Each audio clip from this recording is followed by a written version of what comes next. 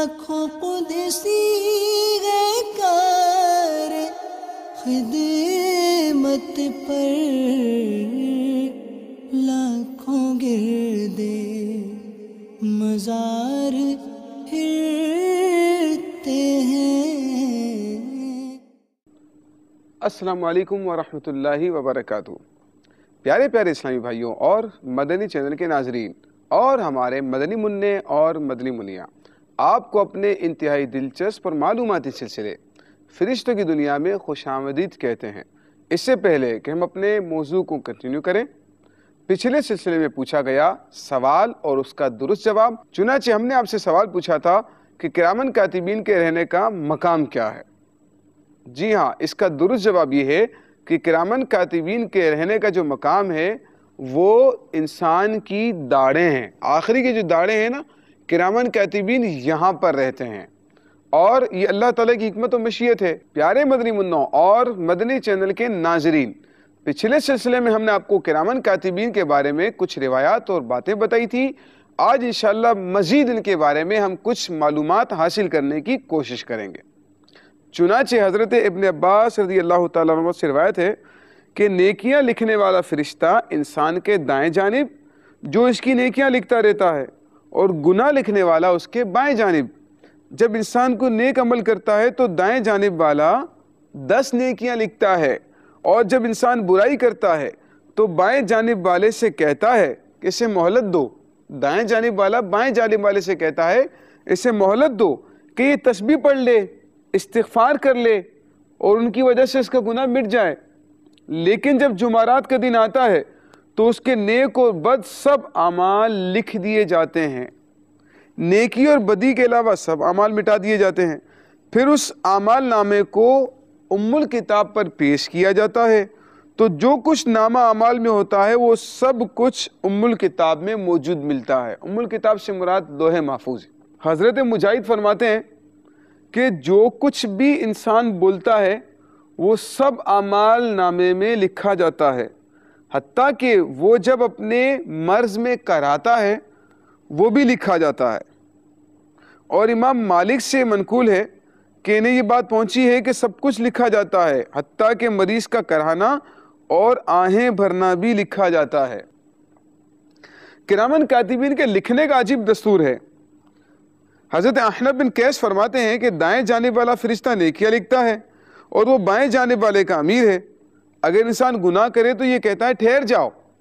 अगर ये अल्लाह से अपने गुनाह की माफ़ी मांग ले तो इसे ये गुनाह लिखने से मना कर देता। अगर वो बंदा अल्लाह की बारगाह में तौबा कर ले तो फरिश्ता उसे गुनाह लिखने से मना कर देता है। इस रिवायत से मालूम हुआ कि इंसान गुनाह करने के बाद अल्लाह ताला से उसकी माफ़ी तलब करे तो उसका वो गुनाह उसके नामा अमाल में नहीं लिखा जाता।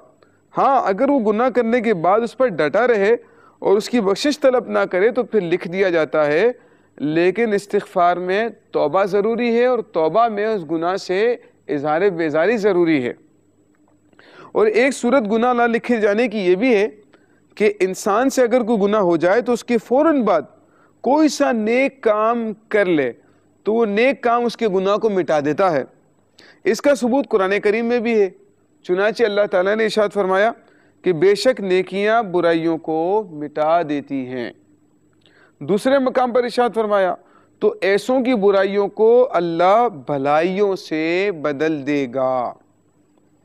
हज़रत अबू उमामा फरमाते हैं रसूलुल्लाह सल्लल्लाहु अलैहि वसल्लम ने फरमाया कि बाएं हाथ वाला फरिश्ता खताकार मुसलमान बंदे से 6 पहर तक अपने कलम को रोके रखता है।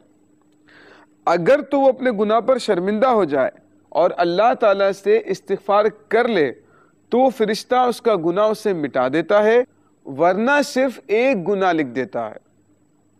हज़रत अबू उमामा फरमाते हैं कि रसूलुल्लाह सल्लल्लाहु ताला अलैहि वसल्लम ने फरमाया कि दाएं वाला फरिश्ता बाएं वाले फरिश्ते का सरदार है और जब कोई बंदा नेक अमल करता है तो उस जैसी 10 नेकियां लिखी जाती हैं। ये भी अल्लाह ताला की कितनी बड़ी रहमत है।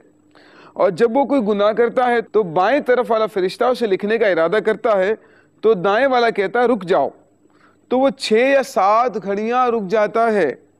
बस अगर वो उस वक्त में अल्लाह ताला से इस्तिग़फ़ार कर ले وہ کچھ بھی نہیں لکھتا ہے، اور اگر وہ اللہ سے استغفار نہ کرے تو پھر ایک گناہ لکھا جاتا ہے۔ دیکھیں نیکی اگر کی تو ایک نیکی کے بدلے میں 10 نیکیاں لکھی گئی، اور اگر گناہ کیا تو ایک گناہ کے بدلے میں ایک ہی گناہ لکھا گیا۔ وہ بھی اسے مہلت دی گئی کہ انسان توبہ کر لے، انسان اس سے باز آنے کا ارادہ کر لے، اس سے بیزار ہو جائے اور آئندہ نہ کرنے کا ارادہ کرے۔ اگر انسان توبہ کر لے، کوئی نیکی کر لے اس کے بعد، تو وہ گناہ نہیں لکھا جاتا ہے، لیکن اگر انسان اس پر ڈٹا رہے، اس سے توبہ نہ کرے، تو پھر اس صورت میں اس کا وہ ایک ہی گناہ لکھا جاتا ہے۔ امام غزالی رحمۃ اللہ تعالی علیہ نے ایک بات نقل فرمائی ہے کہ جب بھی کوئی بندہ اللہ کی نافرمانی کرتا ہے تو زمین کی وہ جگہ اللہ تعالیٰ سے اجازت طلب کرتی ہے کہ وہ اسے دھسا دے۔ جو لوگ گناہ کرتے ہیں، اللہ تعالیٰ کی نافرمانی کرتے ہیں، ان کو غور کرنا چاہیے کہ وہ زمین اللہ کی بارگاہ میں اجازت طلب کرتی ہے، یا اللہ مجھے اجازت دے کہ میں اسے اپنے اندر دھسا دوں۔ اور آسمان کی وہ چھت بھی اجازت طلب کرتی ہے، آسمان بھی اللہ تعالیٰ سے اجازت مانگتا ہے کہ اس پر میں اپنا ایک حصہ گرا دوں، لیکن اللہ تعالیٰ ان دونوں سے فرماتا ہے ٹھہر جاؤ، اسے مہلت دو کہ تم نے اسے پیدا نہیں کیا ہے، اگر تم نے اسے پیدا کیا ہوتا تو تم اس پر ضرور رحم کھاتے۔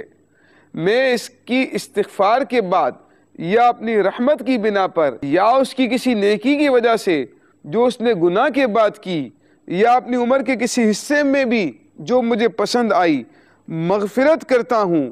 اگر یہ کوئی نیک عمل کرے تو میں اس کے گناہ کو نیکیوں سے بدل دیتا ہوں۔ پیارے مدنی منوں اور مدنی چینل کے ناظرین، حضرت عقبہ بن عامر فرماتے ہیں کہ سب سے پہلے انسان کی موت کا جس کو علم ہوتا ہے وہ حافظ فرشتہ جو انسان کی حفاظت کرنے والا ہے اسے معلوم ہوتا ہے۔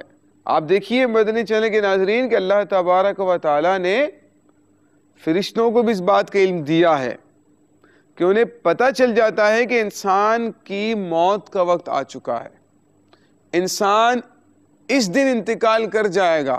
ایک تو ملک الموت علیہ السلام ہے، لیکن ان کے علاوہ بھی فرشتوں کو اللہ تعالیٰ نے یہ علم دیا ہے، اگرچہ کہ کون کب کہاں مرے گا یہ علم اللہ تعالیٰ کے ساتھ خاص ہے، لیکن اللہ تعالیٰ جسے چاہے وہ علم عطا بھی فرما دیتا ہے۔ اللہ تعالیٰ اپنے رسولوں کو بھی غیب کا علم عطا فرماتا ہے، اللہ تعالیٰ اولیاء کرام کو بھی غیب کا علم عطا فرماتا ہے، اللہ تعالیٰ فرشتوں کو بھی غیب کا علم عطا فرماتا ہے، لیکن جسے بھی ہے علم غیب وہ اللہ تعالیٰ کی عطا سے ہے۔ اللہ تعالیٰ کی عطا کے بغیر کسی کو بھی علم غیب یا کسی بھی قسم کا علم حاصل نہیں ہو سکتا ہے۔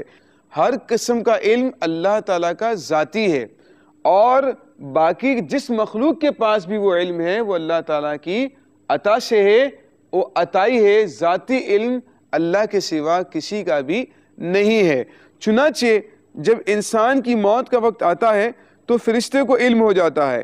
وہ کیسے؟ کیونکہ وہی فرشتہ اس کے نامہ اعمال کو اوپر لے کر جا رہا ہے، اور وہی اس کا رزق بھی لے کر زمین پر اترتا ہے، اور جب اس کا رزق نہ ملے، جس دن اس کا رزق نہ ملے تو فرشتہ جان لیتا ہے کہ اس کی موت آنے والی ہے۔ حضرت مالک اشعری فرماتے ہیں کہ رسول اللہ صلی اللہ تعالی علیہ وآلہ وسلم نے فرمایا کہ جب کوئی انسان سو جاتا ہے تو فرشتہ کرامن کاتبین میں سے فرشتہ شیطان سے کہتا ہے کہ اپنا صحیفہ مجھے دے دو، تو وہ اسے دے دیتا ہے۔ فرشتہ اس صحیفے میں جہاں ایک نیکی پاتا ہے تو اس کی جگہ شیطان کے صحیفے سے 10 گناہ مٹا دیتا ہے، یعنی شیطان کے پاس بھی اس کے گناہ لکھے ہوئے ہیں۔ تو اب جب فرشتہ دیکھ رہا ہے کہ میرے پاس ایک نیکی اس کی لکھی ہوئی ہے اور شیطان کے پاس اس کے 10 گناہ لکھے ہوئے ہیں، ایک نیکی کے بدلے میں اس کے 10 گناہ مٹا دیے جاتے ہیں۔ پس جب تم میں سے کوئی بھی سونے کا ارادہ کرے تو اسے چاہیے کہ 33 مرتبہ اللہ اکبر، 33 مرتبہ الحمدللہ اور 33 مرتبہ سبحان اللہ کہہ لے، تو یہ 100 نیکیاں ہو جائیں گی۔ بعض احادیث میں مذکورہ تسبیحات کی تعداد 99 بھی بنتی ہے، تو انہیں 100 کہنا یہ عدد تقریبی کے طور پر ہے، یعنی تقریباً 100 ہو جاتی ہیں، پوری 100 اگرچہ نہیں بنتی ہیں، لیکن ہمیں ایک ساتھ میں اللہ اکبر مزید ملا کر 34 بار کر لینا چاہیے تاکہ 100 کی گنتی پوری ہو جائے۔ حضرت سلمان فارسی فرماتے ہیں کہ ایک آدمی نے الحمدللہ کثیراً کہا کیا کہا؟ الحمدللہ کثیرن. تو کرامن کاتبین نے اس تعریف کو لکھنے سے زیادہ سمجھا، یہاں تک کہ اس کے متعلق اللہ تعالیٰ سے رجوع کیا کہ کثیرن تو اس نے کہہ دیا ہے، اب کثیر کتنا لکھیں. تو اللہ تعالیٰ نے حکم ارشاد فرمایا اسے اسی طرح لکھو جس طرح میرے بندے نے کثیرن کہا، یعنی جب اس نے میری تعریف بے شمار کی ہے تو اس کا ثواب بھی بے شمار لکھو.